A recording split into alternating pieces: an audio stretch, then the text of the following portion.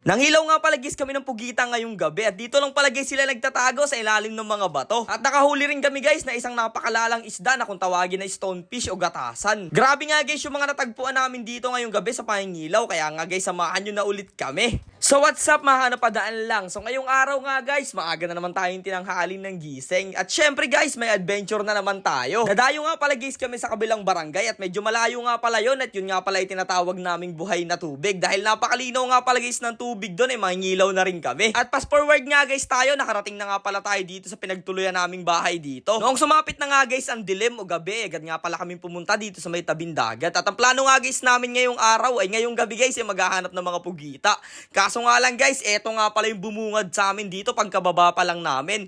Eto guys yung tinatawag na stonefish o gatasan. Delikado nga pala yan guys at napakalala lang isda na yan. Buti na lang napansin ka agad nung kasamahan natin at natusok ka agad niya. Pero kahit gaano guys kalala ito ay napakasarap nga pala ng ganitong isda. Basta marunong ka lang guys maglinis. Iihawin nga lang pala guys namin to kaya kinuha na rin namin. Sa mga nakatikim na nga pala guys ng ganitong klase ng isda, paki-comment naman sa baba kung ano pang pwede natin gawing luto dito na mas masarap. At maya-maya nga lang guys sa paglalakad namin nakakita na kami dito ng pugita. Kaya nga guys, dali-dali naming hinuli yan. Tingnan nyo naman guys, sobrang kulit niya. Gusto pa talagang makawala. Likas nga pala guys sa mga pugita dito ngayong gabi. Kaya nga guys, naisipan namin pumunta dito para hulihin sila. At syempre, food trip guys natin yung mga yan. Sa lahat nga pala guys ng followers at viewers namin na makakapanood ng video na to, palambing naman guys ng isang like sa video na to. Maraming salamat po. At oo nga pala guys, sa mga nagtatanong nga pala nung gagawin naming tambayan ni Tarzan, ay sisimula na nga pala guys natin yon. Abangan nyo na lang. Kung meron guys tayong tinatawag na bahay ni Tarzan, syempre guys, hindi mawawala yung tambayan ni Tarzan. Kaya gagawin guys natin yon.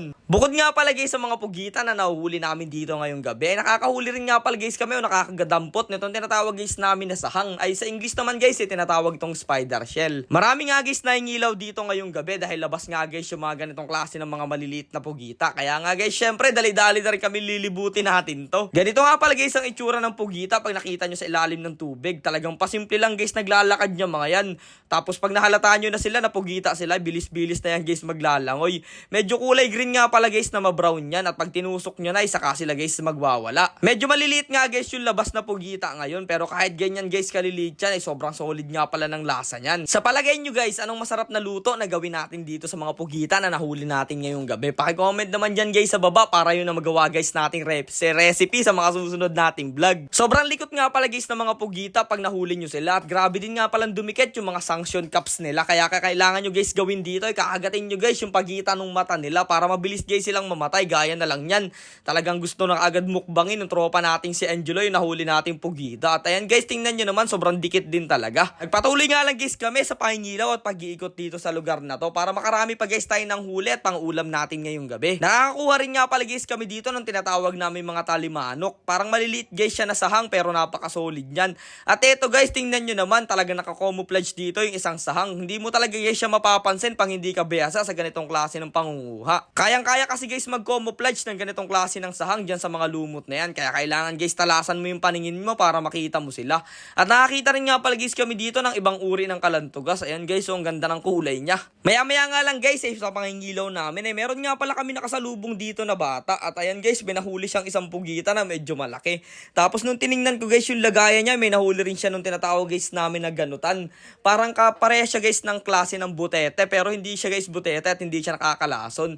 Tinatawag yan dito sa lugar namin na ganutan kasi tinik-tinik guys yung buong paligid ng katawan niya. Pagkapunta naman guys namin dito sa may bandang malalim, may isang pugita dito na palangoy-langoy. Kaya yun guys, dali-dali na rin namin siyang tinusok para makahuli ka agad namin. Grabe guys, napaka-solid talaga naging adventure namin dito ngayong gabi. Kaya nga syempre guys, yung mga tropa natin ay tuwad-tuwa dahil may pag-food trip na naman guys tayo. Mamaya ay lulutuin guys namin yan. Hindi nga pala guys ganun kalalaki yung mga labas na pugita ngayong gabi. Pero kuminsan naman guys ay malalaki yung lumalabas na pugita dito. Kaso nga lang guys, medyo madalang lang. Maya-maya nga lang guys, ay napagdesisyon na rin namin tumigil sa Pangingilaw nito mga kaibigan ko. At eto nga pala guys, lahat yung mga nahuli namin, lahok-lahok. May mga shell, may isda, at meron din guys mga maliliit na crab. Syempre guys, eto na rin yung gagawin nating food trip ngayong gabi at pang-ulam. Kaso nga lang guys, hindi na namin naluto yan nung gabi. Kaya nang umaga guys, napagdesisyon na rin namin umuwi. At papunta na guys kami doon sa may bahay ni Tarzan kasi may gagawin nga pala kami. Maghahakot kasi guys kami kami ng kawayan at mga kahoy doon kaya nagmadali na rin kaming umuwi. Medyo malayo nga guys ito sa lugar namin yung pinuntahan namin na to kaya kailangan guys natin ng halos 1 oras na biyahe dito sa bangka nating si Nemo. Buti na lang guys hindi nagtampo yung bangka nating si Nemo, tuloy-tuloy yung pag-andar niya. Kaya hanggang dito na lang muna guys tong adventure natin ngayong araw. Kita-kits na lang tayo sa mga susunod ulit.